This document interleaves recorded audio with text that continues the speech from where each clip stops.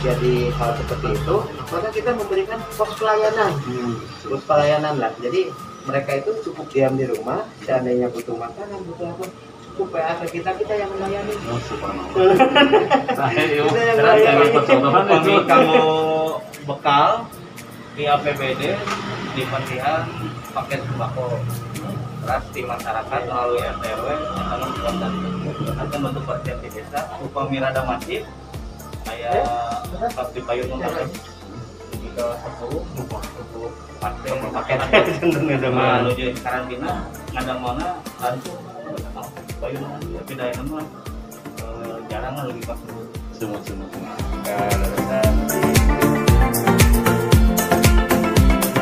pada tanggal 11 Mei RT RW sudah diminta untuk memberikan informasi kalau ada kedatangan warga luar dan diminta untuk melakukan pemantauan apabila ada gejala. Sampai hari ini jumlah pemudik nihil, kemudian jumlah pemudik yang di karantina juga nihil meskipun kami sudah menyiapkan. Secara umum pemantauan PPKM Mikro ini dengan gugus tugas COVID desa yang beranggotakan seluruh komponen dari komunitas desa, BPD, lembaga pemberdayaan masyarakat, PKK, Posyandu, Karangtaruna, RTRW, dan Alim Ulama, serta bidan desa dan pendamping. Itu hampir 80 orang yang terlibat di dalam ini, tapi khusus untuk karantina itu dikelola oleh PKK, dibantu oleh bidan desa. Personilnya kalau PKK jumlahnya ada 32 orang kader dibantu oleh bidan desa. Karena nanti tersebar di setiap posyandu yang disiapkan untuk karantina. Nanti kita bisa lihat di model kita memanfaatkan gedung posyandu multifungsi yang bangunannya sudah representatif, artinya manusiawi untuk digunakan untuk ada satu kamar, ada satu bed lengkap dengan bantal selimut, kemudian disediakan juga tempat air minum dengan pemanas, kamar mandi di dalam, tempat sampah juga, kemudian perlengkapan masker, hand sanitizer, sarung tangan, handuk, piring, gelas. Yang tidak ada hanya televisi aja Pak. Bila mana terjadi ada pasien, itu ada yang menjaga atau yang melayani siapa Pak? Kita menciptakan sebuah model pelayanan terhadap pasien karena pengalaman kita kan sudah memasuki di dalam memasuki era tahun kedua ya ini. Ya. Sejak awal kalau dulu kan masih tingkat kekhawatiran tinggi, lalu sejak yang isolasi saja, dulu kita sempat mengalami ada 21 orang isolasi. Itu gugus tugas melakukan piket di kantong-kantong tempat isolasi. Jadi si pasien yang terkonfirmasi untuk kebutuhannya mengkontak para piket, kemudian piket dilayani. Tapi kita pakai batas jam pelayanan, itu misalnya jam 8 pagi sampai jam 9 malam. Nah itu melayani kebutuhan apa saja. Dulu itu kadang-kadang sampai permintaan bayar kuota listrik, minta kuota HP, pengen kopi, pengen rokok, macam-macam lah, termasuk untuk kebutuhan pokok. Bahkan pengantaran tugas anak-anak keluarga yang kena COVID ke sekolah itu dilakukan oleh kita karena untuk mendukung pelaksanaan pendidikan. Nah hari ini peran-peran itu alhamdulillah sudah bisa dimainkan oleh para pengurus RW RT. Jadi contoh saya pernah terkonfirmasi sendiri, saya juga di lingkungan rumah disediakan meja untuk petugas piket untuk pelayanan agar tidak berkeliaran di rumah. Seperti itu. Terkait dengan sumber anggaran Pak? Ya. Untuk COVID tahun 2021 kita mengalokasikan 8% dari dana desa. Dari kisaran 80 juta lebih. Kemudian cadangan pangan tahun lalu kita alokasikan 25 juta. Kemudian dari untuk pelaksanaan keterpaduan penganggaran kita juga sebenarnya ada program-program yang berkaitan dengan penyediaan pangan melalui kawasan kelompok wanita tani. Tapi yang khusus COVID tahun 2021 alokasinya 8% dari dana desa. Di kisaran 80 juta. Itu di luar cadangan pangan Pak. Cadangan pangan kita ada dulu. Mungkin ada informasi tambahan yang dianggap penting untuk bisa disampaikan Pak Kadep? Ya.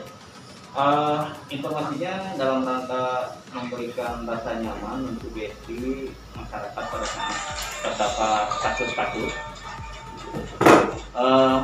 Gugus tugas COVID juga senantiasa melakukan langkah pencegahan melalui penyemprotan disinfektan, melalui edukasi, yang alhamdulillah memanfaatkan dukungan operasional dari mobil masyarakat yang diberikan oleh Pak Gubernur Jawa Barat. Terima kasih, sangat membantu di era seperti ini untuk mengangkut pasukan penyemprot, kemudian wawaran. Kemudian dalam hal koordinasi kami menjalin koordinasi yang cukup erat dengan puskesmas dan bidan desa. Ini sistem early warning system pelaporan kasus itu sudah berjalan dari RT, RW, desa dan puskesmas, sehingga begitu hari ini terlaporkan itu langsung reaksi puskesmas untuk men-tracking, menghubungi keluarga siapa yang kontak erat perlu di swab, kemudian termasuk memutuskan harus untuk yang harus dirawat disampaikan di aplikasi untuk dijemput nanti oleh rumah sakit. Kemudian kita juga menyiapkan satu mobil kendaraan siaga unit APP untuk kegawat daruratan. Pada kasus tertentu, misalnya pasien COVID yang mau melahirkan, kita juga pernah pada akhirnya dengan menggunakan alat kelengkapan untuk prosedur keselamatan, APD dan lain-lain, puskesmas bersama puskesmas bekerja sama ketika tidak ada kendaraan, ya kendaraan desa yang kita pakai. Dan kita mulai mengajarkan kepada masyarakat untuk tidak parno, menjauhi orang yang terkena COVID, tapi kita cukup kehati-hatian dan memberikan support. Dan itu yang terbangun di situ. Ingin menambahkan apa yang sudah disampaikan teman-teman Pak. Kebetulan kami punya cadangan APD. Ya. Kira-kira kebutuhan untuk APD di isolasi ini berapa Pak? Kalau memang perlu tambahan? Ya, kalau APD selain untuk isolasi, tapi kita membutuhkan untuk warga masyarakat yang melaksanakan partisipasi pada saat pemakaman. Rata-rata itu ada kebutuhan perlu kejadian itu untuk petugas yang mengusung jenazah kemudian melakukan pemakaman itu sekitar 10 APD. Kita pengalaman kemarin sudah ada lebih dari 5 kasus yang meninggal. Jadi kan itu APD juga tidak digunakan kembali ya. Ya, karena habis pakai. Ya kita berharapnya kalau untuk keamanan punya stok bisa di 50-an gitu, sangat aman gitu. Kami siap membantu Pak. Nanti kami akan tindak lanjuti. Hari ini juga ada yang diberikan Pak ya. Untuk mendukung tempat isolasi. Ya. Yang pertama kami mengirimkan 20 dus mie instan, 20 dus air mineral, 3.600 tablet vitamin Pak untuk menahan imun tubuh. Kami juga mengirimkan 100 masker. Selebihnya kekurangannya tadi nanti saya akan mensusulkan Pak. Mungkin APD ya Pak ya. Mungkin itu Pak yang dapat kami sampaikan. Atau ada sarung tangan Pak. Latex. Latex.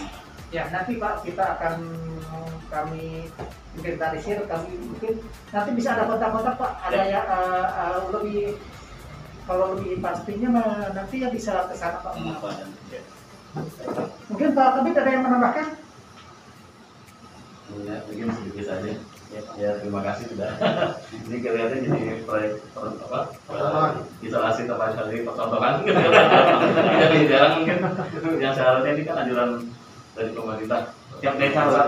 Gitu ya, untuk dilaksanakan ada isolasi di tingkat desa.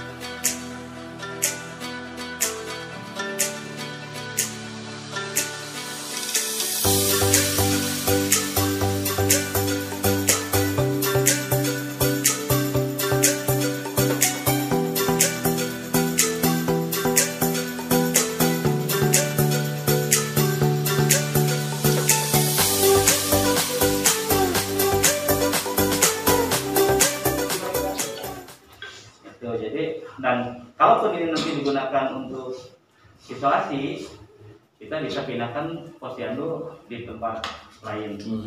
Karena kan ini untuk kepentingan yang lebih besar. Prioritas. Seringkali keluarga kesulitan melakukan isolasi mandiri pada saat anggota keluarga hanya salah satu saja yang terkena, tetapi mereka tidak memiliki fasilitas kamar memadai. Iya, betul. Maka ini akan sangat